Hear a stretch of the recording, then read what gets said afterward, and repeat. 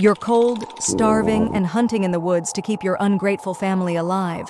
Then bam, you shoot a wolf. But oh, plot twist. It's not just a wolf, it's a fairy. And now you're about to be dragged into a magical, glitter-infested death trap called Prythian.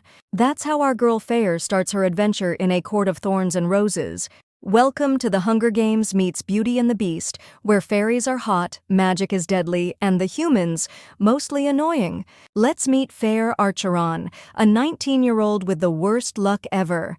Her family was rich until her dad lost all their money, so now they're broke and useless. Her sisters, Nesta and Elaine, one's a raging brat, and the other is about as helpful as a flower in a snowstorm. Fair? She's out here hunting so they don't all starve. Hero status unlocked. In the woods, she sees a wolf. But the wolf, it's 10 times bigger than a normal wolf. Definitely a fairy. Enter Tamlin, the fae equivalent of a Disney prince, if the prince occasionally turned into a massive, angry beast and had some serious control issues. Tamlin storms into Fair's shack and says, "You killed my friend. Now you're coming with me." Fair's like, No, thanks. But Tamlin doesn't give her much of a choice. He's big, scary, and has claws, so off to Prythian she goes. Now here we are in Prythian, the land of the fairies. Fair's new home, the spring court, sunshine, and sexy fairy lords. Tamlin turns out to be a high lord, basically a magical king, but instead of ruling, he spends his time doing hot guy stuff like fighting invisible threats with his shirt off. At first, Fair is determined to escape Prythian, but she soon becomes accustomed to her new home. She learns about its history and magic, and that much of what she was raised to believe about fairies, including their inability to lie and their aversion to iron, are myths. Fair develops an affection for Alice, her lady-in-waiting. She also meets Lucian Vansera, a walking, talking sass machine with enough sarcasm to fuel the Autumn Court's eternal dumpster fire. He's Tamlin's reluctant bestie, Fair's exhausted big brother figure, and the guy who somehow always gets the short end of the stick. Seriously, the dude cannot catch a break. Meanwhile, Tamlin's like, "Don't worry about that wolf thing, just relax and enjoy the fairy life." Fairy's like, You kidnapped me. I don't want to. but then she notices his jawline, and suddenly she's like, Maybe I could enjoy. the Spring Court's residents are forced to wear masks that they cannot remove because of a mysterious curse. Naturally, she's all, This feels like a bizarre masquerade ball gone wrong. Tamlin explains nothing because apparently cryptic silence is his love language. Fairy, who's more into painting than politics, slowly warms up to Tamlin. He teaches her about magic, and she teaches him how to smile. They frolic in flower fields, have steamy moments, and exchange longing glances. It's all very Beauty and the Beast, but with more brooding. Sparks are flying between Fair and Tamlin, and Fairy's like, I'm not into you. while painting cute little flowers and staring at him shirtless. Spoiler alert, she is into him. The sexual tension? Immaculate.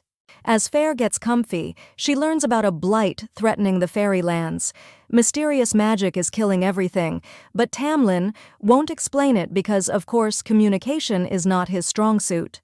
One day, as they have lunch together, with Fair and Tamlin mentally undressing each other, Tamlin senses something and asks Fair to hide quickly. Rhysand enters, the High Lord of Petty, here to drink your wine, steal your girl, and make sure you never emotionally recover. It's less of a visit and more of a perfectly choreographed power move designed to ruin Tamlin's entire week. Every word that left Rhys's mouth dripped with that infuriating, smooth amusement, like he was savoring just how much he was getting under Tamlin's skin. Throw in a few dramatic flourishes, a couple of sly jabs, and just enough lingering looks at Fair to send Tamlin spiraling into a rage blackout, and you've got yourself the most elegant flex in Prythian history. Eventually, Tamlin does what every emotionally unavailable man does, pushes Fair away, for her own good. He sends her home to protect her from Amarantha.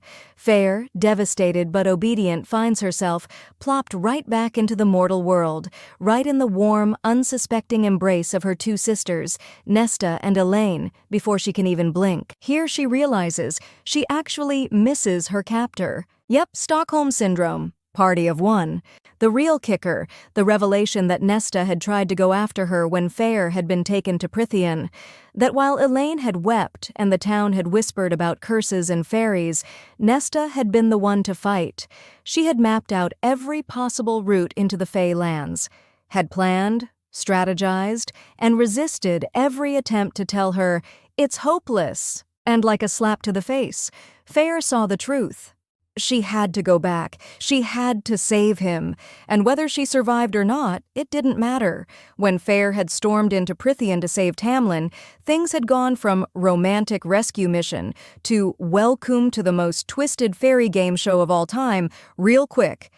Armed with nothing but sheer determination and maybe some lingering "I really, really love this guy" energy, Fair dives headfirst into the chaos. First, Fair gets a crash course on what's actually been going on from Alice, Tamlin's fiercely loyal servant. We then get to know about Amarantha, the evil Fey queen who's cursed the entire land. She's like, "Bow to me or suffer," and everyone's like, "Yes, ma'am." Turns out, Tamlin didn't just send her away to protect her. He's literally trapped under the thumb of Amarantha, the big bad of Prythian. Amarantha's curse on the Spring Court had everyone walking on eggshells, and time's up. Fair's reaction? Cool, I'm saving this man because love makes you do dumb things. Fair shows up at Amarantha's lair, a dark, oppressive court of nightmare and despair. Think Evil Queen's rave party, but with more torture and less glitter. Fair demands Tamlin's release like the fiery mortal she is. Amarantha? Amused. She offers Fairy a deal. Complete 3 deadly tasks, or solve a riddle to win Tamlin's freedom. Easy, right? Wrong. Fair's mortal status and general lack of a backup plan make her the underdog everyone's betting will die first. The first task is straight out of a nightmare. Fair is dropped into a muddy pit with a giant fairy death worm. Cue survival instincts. She digs a trap, baits the beast, and skewers it like the boss she is. Sure, she nearly dies in the process and ends up covered in more slime than dignity, but hey, she lives to fight another day. Oh, and she meets Rhysand, the super hot, super sassy High Lord of the Night Court. Rhysand? Shady but intriguing. Tamlin? Useless. The vibe? Chaotic. Rhysand is snarky, mysterious, and strangely helpful, but also a little too interested in Fair. He strikes a bargain with her. He'll help her survive, but she'll owe him big time. Fair's like, Fine, whatever, just don't let me die. The second trial is hilariously all about reading, except Fair is illiterate. The task? Decipher a riddle and pull the correct lever to stop being crushed to death. Fair panics until Rhysand, bless his sneaky, rebellious heart, subtly helps her. Crisis averted. But the realization that her lack of education nearly got her killed stings worse than any wound. Meanwhile, Tamlin, the damsel in distress, spends the entire ordeal in silent, brooding mode. He's enchanted, stuck under Amarantha's spell, and about as helpful as a decorative potted plant. Feyre, on the other hand, is out here risking life and limb for him while he just stares blankly into the distance. In the final trial, Amarantha cranks up the cruelty. Feyre must stab 3 fairies in the heart. Simple, except she's horrified at the thought of killing innocents. The twist? The last fairy is Tamlin. She hesitates but realizes the task is another trap. Trusting her instincts, she plunges the dagger into his chest. And it works. Tamlin, of course, is magically fine, because Fey rules are conveniently convoluted like that. Despite surviving the trials, Feyre's not off the hook. Amarantha gloats and dares her to solve a riddle for Tamlin's freedom. Feyre, surprisingly, nails it. The answer is love. Turns out all those gooey feelings weren't just sappy, they were literally the key to breaking the curse. Amarantha loses it and unleashes her fury on Fairy.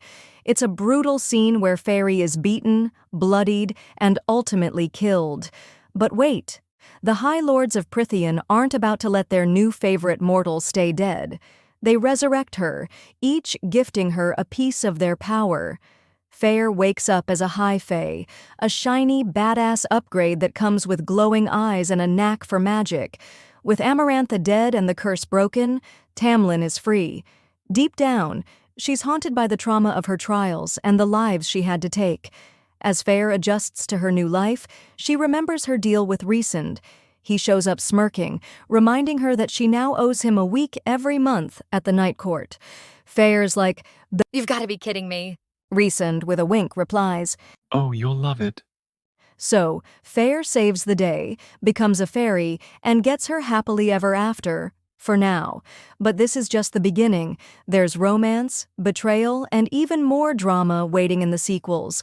Oh, and Resend, let's just say he's about to make Tamlin look like a cardboard cutout. That's A Court of Thorns and Roses, folks. A tale of love, danger, and really bad communication skills. Stay tuned for more fairy drama